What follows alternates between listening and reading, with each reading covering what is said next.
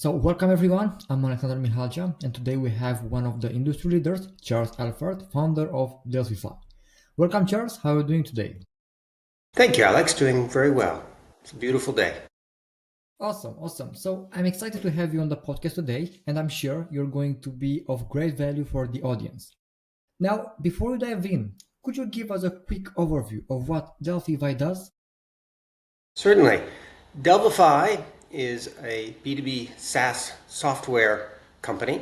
We help connect brands and their suppliers in an IP safe space to speed time to market by making development fast, accurate, and easy. Okay, that's really interesting. And what inspired you to create Delvify? Was there a specific moment or experience that sparked this journey? Well, my background is really with applied statistics, and during COVID, I was kind of bored, as we were, and I went over to my co-founder's office, and he runs a very large intimates manufacturer. So they make Right. women's underwear, and he and I started thinking about some of the problems in the industry, and together we decided to solve this particular problem, which is very, very specific to apparel manufacturing and an unsolved and unaddressed issue within the industry. And it helps, we think, drive sustainability by reducing waste and helps drive profitability by creating better incentives to help people spur their development and get to market faster. Yeah, that's really fascinating. And for example, could you share your journey from finance and apply statistics to tackling challenges in the apparel industry? Sure. I spent many years traveling around the world for my first career, and that sort of came to an end when I was in Hong Kong and I was looking around for something interesting to do. And I started working and investing in software companies, particularly those concerned with AI. So, although AI is much in the news now, Yeah. 5 or so years ago, it was not so much in the news. But really, AI is nothing more than the use of statistical models to solve problems. Most Yeah. of the problems that AI is used to solve today are not very interesting, but some of them are quite interesting. So we decided to use AI to solve an interesting problem rather than a not so interesting problem, such as can I have a slightly better search result in my browser? Right. And um, and really the interest in investing in software companies became stronger and stronger as I saw that many software companies can do quite interesting and innovative projects and can really make the world a better place and make people's lives easier and more happy. And so that's kind of what motivated me to continue in software development. And as I said previously, this serendipitous connection with my founder created the space for us to be able to think carefully about a real deep issue and found a lot of joy and fun in solving this problem. And Yeah. we kind of wanted to increase that happiness. Yeah, very interesting. And how has your global experience, like from Hong Kong, America, right, influenced your approach? Well, I think what's most interesting is that I've lived in many places around the world, um, and I value very much people for who they are and what they can provide, rather than where they come from or what their background is, or any of the other simple ways that people use to divide up human beings in the world. What really I think helps inform the management of the company is the understanding that you have to create a space for everyone within the company to be able to voice their opinion and help drive change. And different cultures allow different um, volumes of discussion and different ways of interacting with other people. And you have to be aware that someone who's from Japan, for example, is going to engage with the world differently than someone from Singapore Right. or someone from South Africa or someone from Canada. And so being very attuned to those cultural differences and allowing people to all contribute in a way that they understand and feel comfortable with makes, I think, a better company and makes for better outcomes for everyone within the space. Yeah, 100%. And now let's go back to when you first started. So, what major challenges or gaps did you see in the market that made you think this needs to be solved? Well, really, as I said, the first genesis of this came with from my co-founder, who said, "Look, we oftentimes have designers who come to us and ask for specific types of fabric construction. So, as you know, there are different ways that you can knit fabric. So you can knit them as single jerseys or tricots or jacquards. You can weave them as plain weaves or basket weaves, twill, et cetera, et cetera. But oftentimes, designers don't know the difference between these. And he wanted to be able to classify these and make these available very quickly and simply by using your own smartphone to be able to take a picture and identify that classification. And that sort of was the first sort of challenge, and became a really interesting and fun project to solve, because it goes deep into the heart of the industry itself. And as we began to explore that problem, it became evident really that the problem extended beyond just the knowledge of the types of construction, but really the entire pre-production phase. So that phase between developing, so sorry, the design of a product. So the designer comes up with something very beautiful, and the cutting and the sewing and the manufacturing, putting the bits of the materials together to make that beautiful object. And most of the industry relies on Excel spreadsheets and email, which is nice. I mean, they're not bad products, but certainly in 2025, using email and Excel spreadsheets for databases and management of your processes um, seems rather inefficient. And so Yeah, we wanted to create efficiencies in the market, and that's kind of the gap that we identified. yeah. I get it. And for example, how are you addressing the speed to market challenge in a period production? Sorry, how did we solve that problem? Yeah, so how are you addressing the speed to market challenge?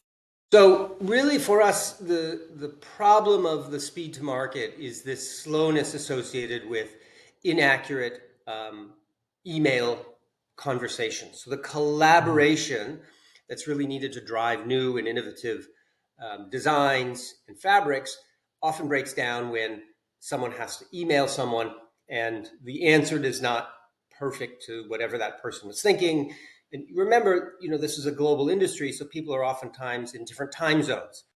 And yeah, so you're not responding and talking face to face, but you're using emails or chats or WeChat or whatever it is. And that's an imperfect way to understand what the other person is talking about. And so that collaboration is super, super important. And being able to have an accurate space or a record of everything that you're talking about and references that everyone understands ensures that both parties are talking about the same thing and have a record of that conversation. And so, really, that collaborative space for us is about creating a space where all of the information is available to all of the parties all of the time, and everyone is able to agree on what the proper solution to whatever problem it is, and to be able to look back on that problem one day, 1 week, 1 month, 1 year later, and understand what the problem was. So the speed to market for us was primarily about creating better collaboration by ensuring that databases were created and available for all of the stakeholders. yeah. I see. And for example, now walk us through how Delvify addresses these challenges. What makes your approach unique? But first of all, it's a really boring part of the industry. So most people are very excited about ChatGPT, about food delivery services, about flying cars, and other such very, rocket ships to Mars. We don't tackle any of those challenges. What we're really interested in is tackling a deep problem within an industry that we all participate in. It can be really said that the textile and fabric industry is the largest in the world. We wear fabrics, we sit on them, we sleep in them, we walk on them, they're on our walls, they're in our cars, we dress our wounds with bandages that are fabrics at the core. but we don't notice it because it's all around us all the time. And so we believe that really the way to a better future and a more sustainable future is to find these really difficult questions of efficiency within very large industries. And so we're one of the first ones to tackle this problem. And we decided to use some very creative and innovative uses of AI to be able to identify the particular types of materials that a person may want very quickly and easily. Take a smartphone, take a picture of a particular lace or a knit, and you can find similar or identical fabrics within your supplier network quickly and easily. And so Wow. our unique sort of understanding of the industry combined with these AI tools gives us an advantage I don't think other companies enjoy. Okay, okay, interesting. And for example, what challenges do major brands face in balancing speed with sustainability? Well, it's a very complicated and big issue, and I couldn't hope to answer this in a 1 minute or two. But there are many stakeholders, there are many groups that are interested in sustainability. Governments are interested in reducing the waste in the environment. Consumers, of course, don't want to contribute to the coarsening of our environment by polluting it. And businesses, of course, don't like to have inefficient operations. So if you're selling only 70% of your product and 30% of it is thrown away or destroyed, that's 30% of just waste Yeah, within your operating budget. And really, everyone approaches the problem from a slightly different way. And being able to understand the other viewpoints and merge them together is super, super difficult. So how do I make sure that my consumers understand that we're doing a very good job, maybe not a perfect job, but we're doing a better job than we were doing previously, and we're working towards making the future more sustainable? You can tell your board and shareholders that you're increasing the profitability um, by reducing the waste within your operations, and you can tell governments that you're adhering to their guidelines and often laws and regulations on reducing pollution. And that creates a lot of bureaucracy at times to be able to message to all of these stakeholders. At the same time, speed to market is, again, as I had mentioned before, hampered by outdated tools that are widely used within the industry. They're not bad, they work, but they work slowly. And yeah, we have moved to an era where consumers don't like slow so much. We like things to be really yeah, available and fast, really fast. 100%, yeah. And for example, I have a curiosity about that. When you talk to potential clients, what's the biggest misconception they typically have about what you do? So I don't think our clients have much of a misconception about what we do, mainly because we are a very technical solution to a problem that the clients understand very well. But for people not in the industry, I think the biggest um, misconception about what we do is that they believe it's some sort of design tool.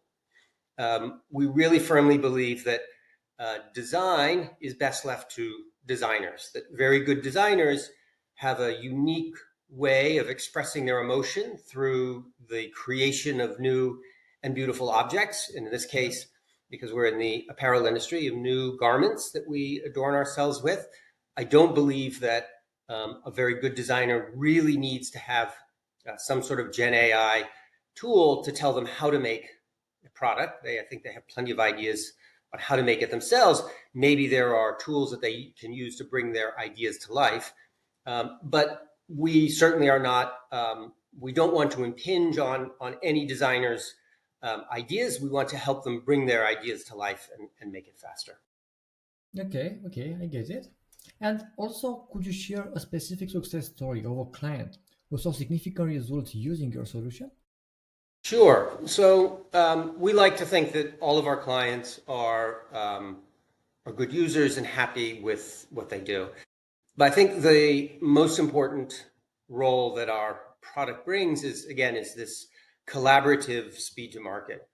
So one of our early adopters and one of our very, very close clients is a company called Hoplon, which is headquartered in Hong Kong, and they make some amazing, amazing products around the world.